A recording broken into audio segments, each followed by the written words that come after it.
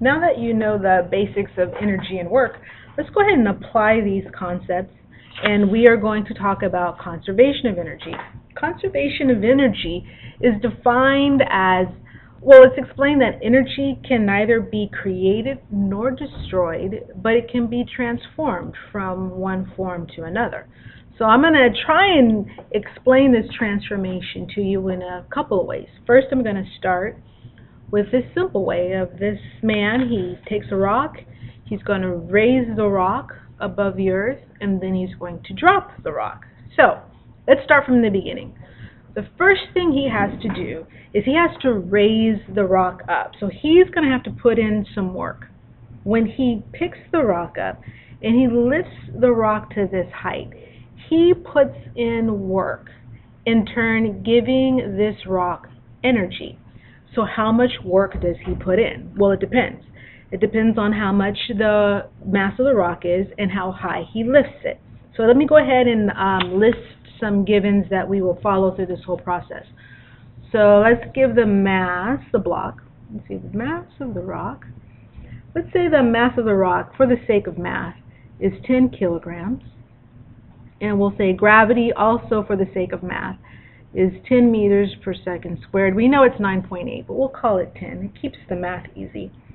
And the height that he's going to raise it to is 4 meters. All right, so in order to give this rock some energy, he's got to put in work. It's got to come from somewhere. It doesn't just appear. So he puts in work. The equation for work is force times distance. And it's force times distance times the cosine of the angle, but there is no angle. He lifts it straight up. So how much work does he do? Well, he's got to apply a force, and the force he has to apply is the weight of the rock. He has to lift the rock, so he has to at least apply that much force. And the weight of the rock is the mass of the rock times the gravity. So the weight of the rock is 100 newtons, and I'll put in the units for now, and later on I'll just drop the units and just work with the numbers. And how high does he raise it? He raises it a distance of 4 meters. So the distance he raises is 4 meters. So the work he's done on the rock is 400 joules of work. That's how much work he did on the rock, so that's how much energy now the rock possesses. And at this point, it's all potential energy. In the sheet, the sheet causes this PE, but I'll call it E sub P, just like I have it in your notes. So it's all potential energy, and the equation for potential energy is mgh. Since he did 400 joules of work on it, the amount of potential energy it has is 400 joules. And if you're not sure, if you want to verify the math, you do the mass times the gravity times the height he lifted, which is 400 joules. Now he's going to drop the rock, and as he drops the rock, this potential energy is going to change. It's going to be converted into kinetic energy. So it's going to go from having the ability to do work to actually now giving the block some speed. So he's going to drop the block, and let's take a look at what happens halfway down. Well, if he's halfway down, then half of the total energy up here is now half of it is kinetic and half of it is potential. So halfway down, I have both kinetic and potential. All right, so let's say the potential energy now is, let me go ahead and write plus kinetic energy, has to equal the total that it had, which is 400 joules. I mean, that's how much I started with. That's how much I have to, that's all I have in my bank, 400 joules. So I can ask you a couple questions. I can ask you, how much energy does it have at this point? Potential energy. Well, that's easy. It's just mass times the gravity times the height. And the height halfway down here is 2 meters. So at 2 meters, it would have 200 joules. Well, where did the other 200 joules go? The other 200 joules of energy is now being converted into kinetic. Let me correct that.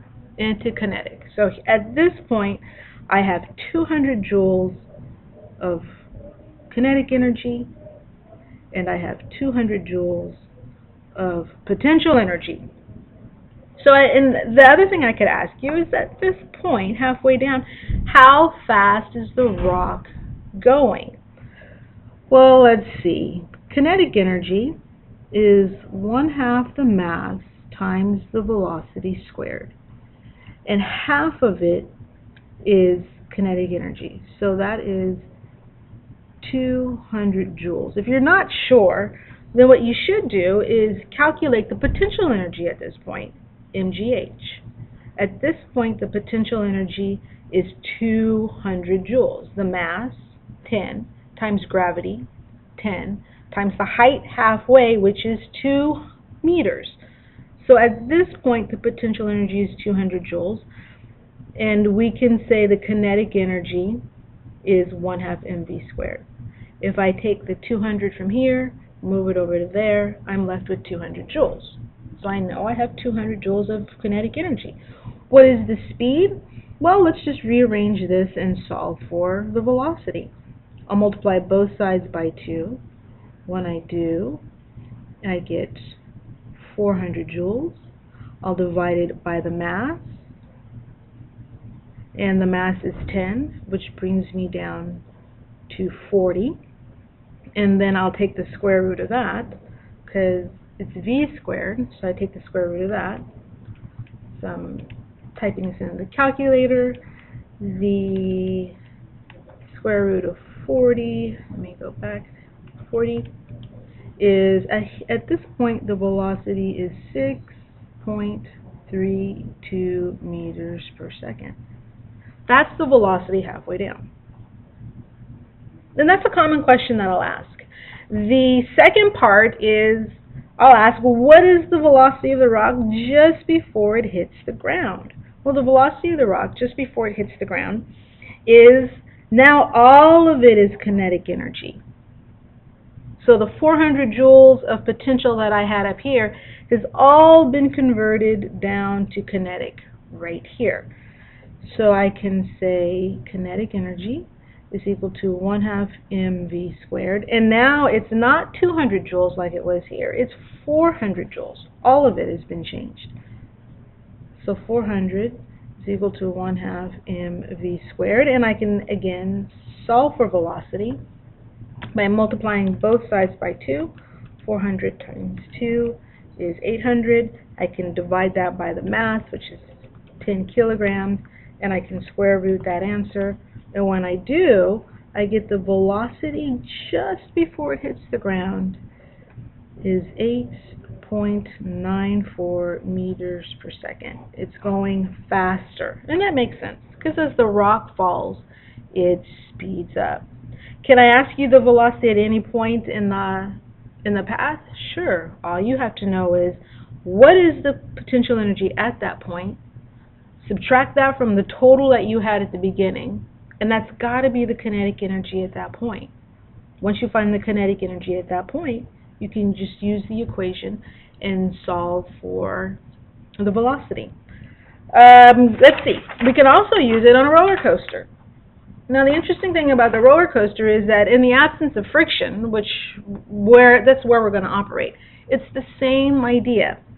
To get the cart to go from point A to point B, the roller coaster has to put some work into it to raise it to that point. So once you get to point B and the car stops, it's all potential energy. And it's potential energy relative to the bottom part of the track, not relative to the ground, because it doesn't go all the way to the bottom. It goes to here. So the potential energy is mass times gravity times height. So if we multiply those things, we can get the potential energy at that point. I can find the speed at this point because 10 meters of potential energy has been converted into kinetic. Then I could use the 1/2 mv squared equation to get the velocity. I can also get the velocity down at this point, because now all of the potential energy has been converted into kinetic energy, and I can use 1/2 mv squared there. I can even go back the other way and figure out if I have a speed down here and I go up the hill. So let's say I go up the hill. If I have a velocity down here, which is all kinetic energy, and I go to this height up here,